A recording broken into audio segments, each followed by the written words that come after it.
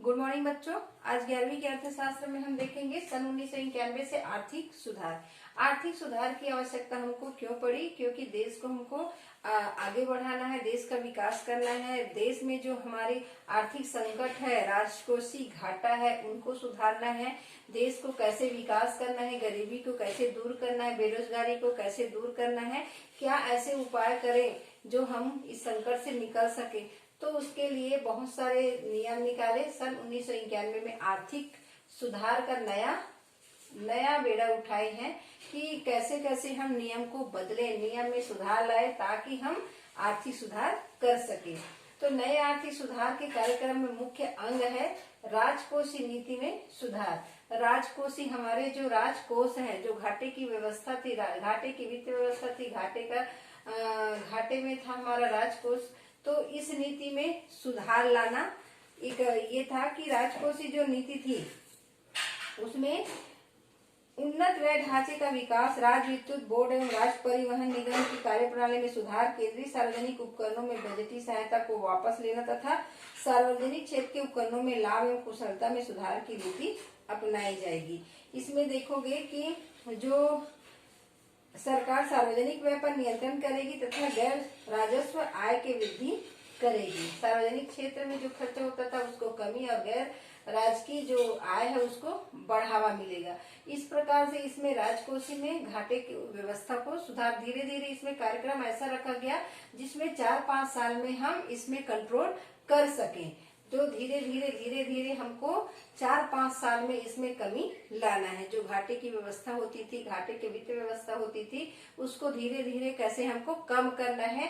4-5 सालों में हमको इसको सुधार लाना है, ऐसी व्यवस्था करना है। तो इसी के लिए फिर दूसरा दिया है मौद्रिक नीति में सुधार।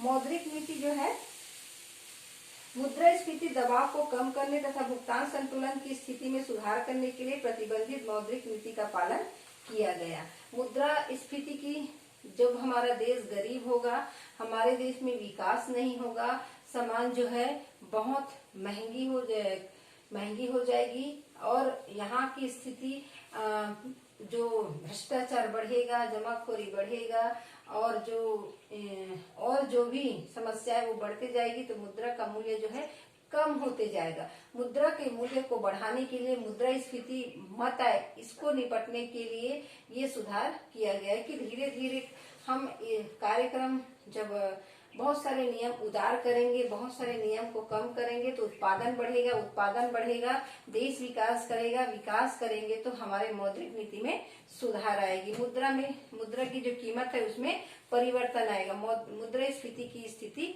न आ जाए, उसमें सुधार लाने के लिए यह किया गया है। तीसरा दिया है कीमत नीति में सुधार।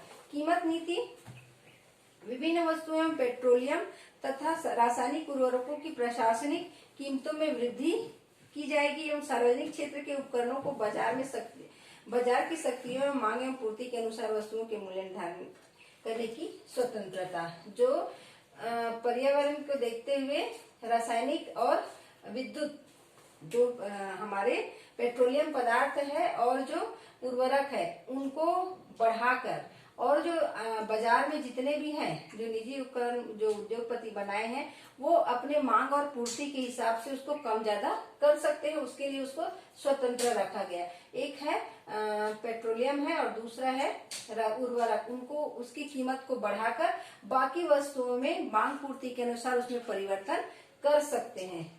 तो मांग पूर्ति के अनुसार ही कीमत तय होता है। कभी मांग बढ़ गया तो कीमत बढ़ जाता है, मांग कम हुआ तो कीमत घट जाता है। तो उसी के अनुसार कीमत तय करने की स्वतंत्रता दी गई। बाह्य नीति में सुधार है भुगतान संतुलन के चालू खाते को सकल घरेलू उत्पाद में 2% 1992-93 में तथा 1% 1999-2000 में लाने के लिए आयात को कम करने वाले उपायों को लागू किया गया, ताकि हम जो ज्यादा हमारे पास पैसा खर्च होता था वो अपने देश में रहे, देश में अधिक से अधिक उत्पादन करे और जो वस्तु हम विदेशों से मंगाने में खर्च करते हैं वो ना हो। जो विदेशों से सामान मंगाते हैं वो अपने देश में उत्पादन करे और उसका जो खर्च है, उसका पूंजी जो है बचे। ये प्रयास किया गया। अधिक से अधिक उत्पादन को बढ़ाए, जो हम बाहर से आयात करते थे उसको अपने देश में उत्पादन करें, ताकि हमको बाहर से विदेशी खर्चा करने की जरूरत ना पड़े। तो बाह्य नीति में सुधार आया। औद्योगिक नीति में सुधार, औद्योगिक नीति में भी सुधार किया गया।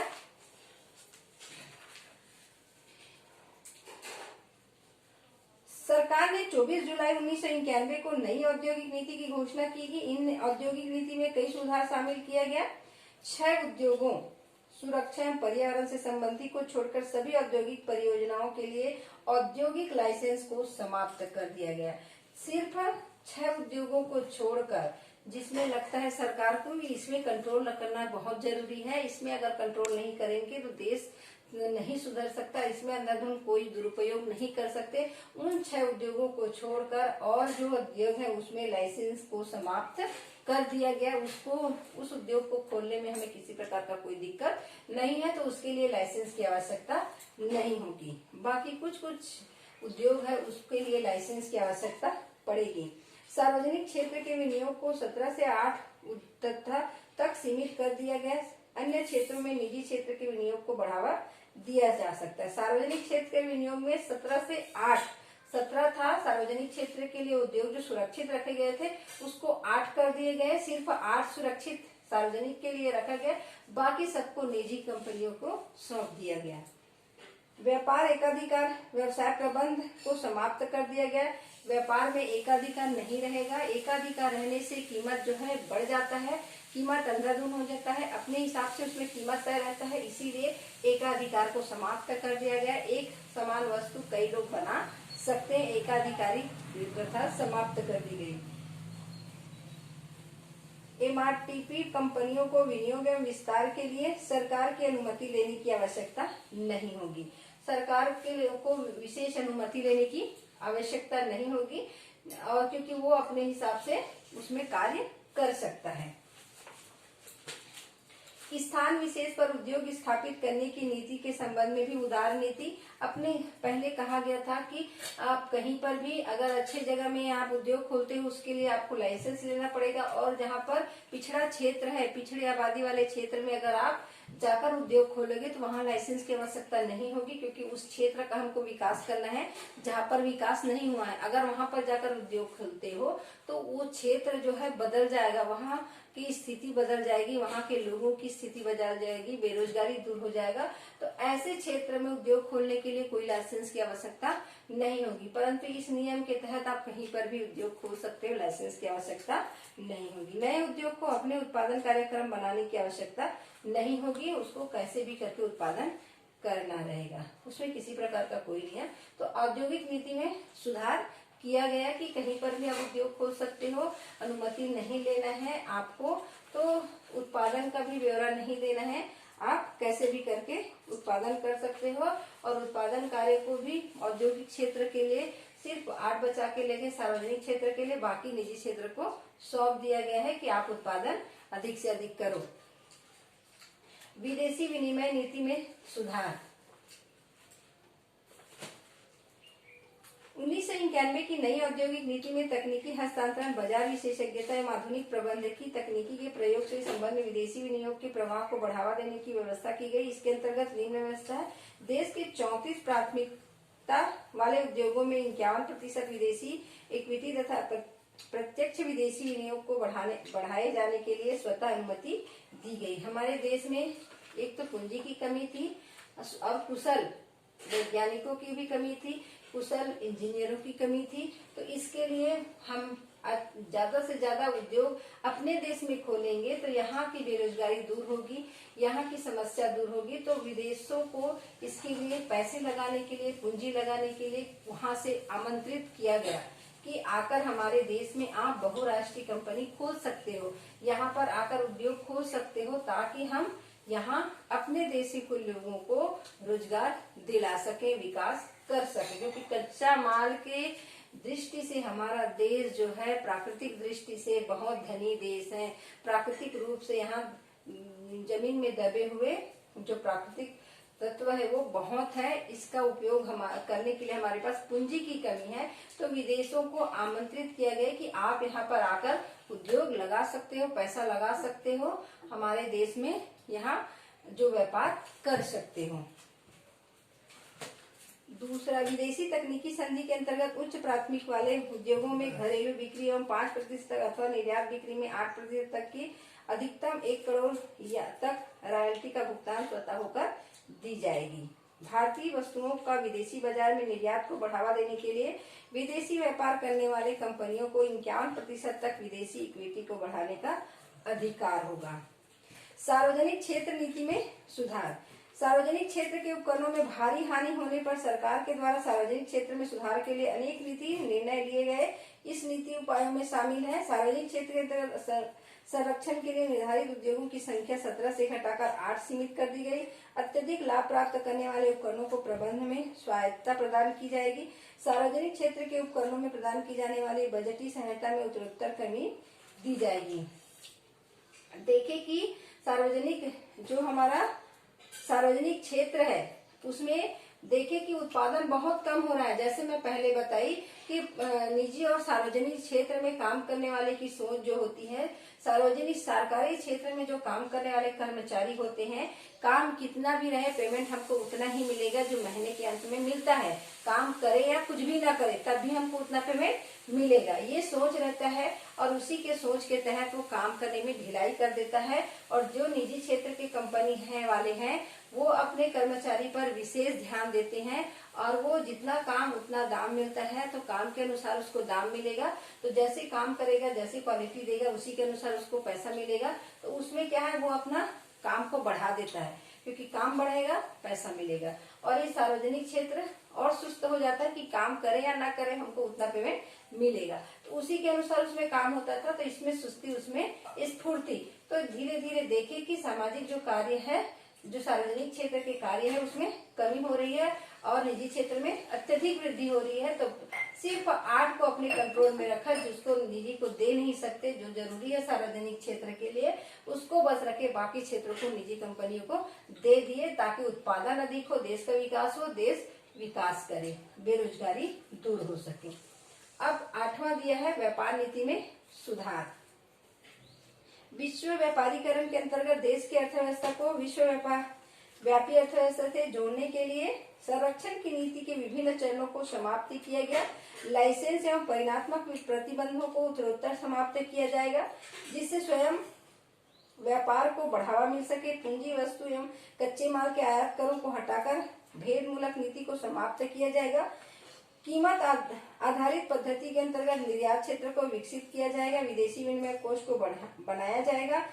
प्रत्यक्ष एवं पोर्टफोलियो विदेशी विनियोग को बढ़ावा दिया जाएगा। व्यापार नीति में सुधार के लिए है, व्यापार नीति में सुधार के लिए जो लाइसेंस की नीति है पुनः समाप्त कर दी गई। और जैसा भी है उद्योग जो अपने हिसाब से व्यापार कर सकते हैं और अपने हिसाब से वो कहीं पर भी उद्योग लगा सकते हैं, उसके लिए किसी प्रकार की कोई नीति नहीं है, कोई नियम नहीं है। नीति में इसी तरह सुधार किए जाए ताकि उसको बंधन न लगे और अपना काम वो अच्छे से कर सके। ये 9वां है सामाजिक नीति में सुधार। सामाजिक नीति में भी बहुत सुधार किया गया। अर्थव्यवस्था में निर्धनता उन्मूलन के उद्देश्य से प्राप्त करने के लिए प्राथमिक शिक्षा, ग्रामीण क्षेत्रों में पीने के पानी की पूर्ति, लघु एवं सीमांत कृषकों को सहायता, अनुसूचित जाति, अनुसूचित जनजाति एवं पिछड़े वर्गों के कल्याण, महिला एवं बाल विकास कार्यक्रमों, अधोसंरचना एवं रोजगार सृजन करने वाली परियोजनाओं पर अधिक राशि व्यय की जाएगी। इसके लिए बजट में राष्ट्रीय सामाजिक सहायता योजना के अंतर्गत आवास सहायता, वृद्धावस्था पेंशन, मातृकालीन लाभ, गरीबी रेखा के नीचे रहने वाले लोगों के लिए समूह बीमा योजना लागू की गई। ये सामाजिक नीति है। सामाजिक नीति में भी बहुत सारे सुधार किए जो गरीब को और ऊंचा उठा सके, उनके सोच में परिवर्तन हो सके और वो अपने हिसाब से अपने लायक कार्य कर सके।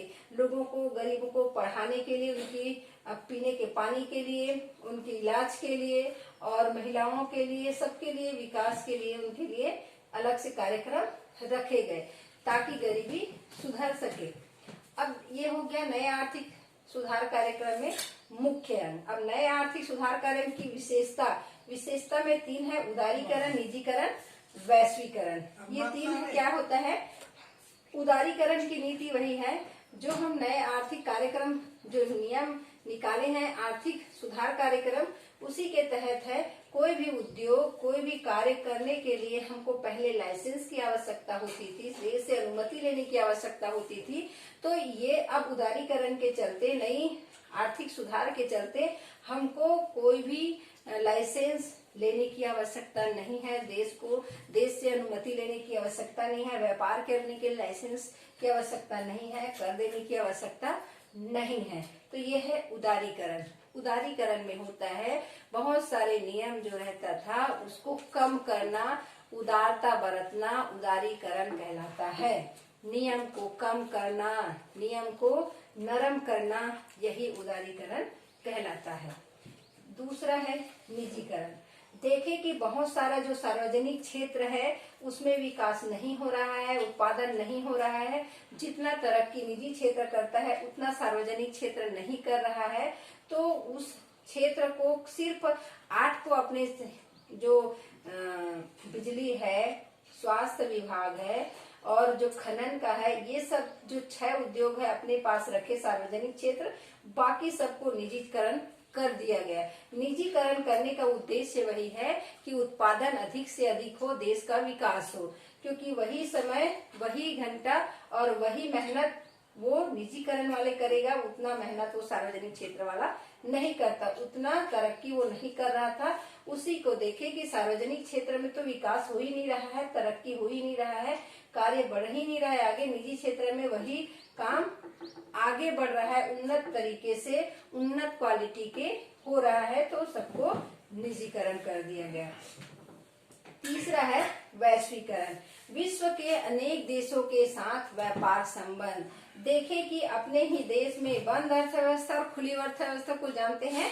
बंद अर्थव्यवस्था है जो हम अपने ही देश के अंतर्गत व्यापार करें, किसी विदेशी से कोई संपर्क नहीं रहता, हम अपने देश पर ही बंध के रह जाते हैं, हमें विदेशों से कोई मतलब नहीं रहता, ना हम वहां से आयात करते हैं, ना निर्यात करते हैं, ना कर्ज लेते हैं, ना कर्ज देते हैं। परंतु वैश्वीकरण ऐसा है जो हम विदेशों के साथ व्यापार संबंध रखते हैं, विदेशों के साथ आयात निर्यात करते हैं और कर्ज लेना देना करते हैं। वैसे ही ये खुली अर्थव्यवस्था होता है, वैसे ये वैश्वीकरण है। तो इसमें क्या है, हम दूसरे देशों के साथ अपना व्यापार संबंध रख सकते हैं। तो ये हो गया आर्थिक सुधार कार्यक्रम की विशेषता।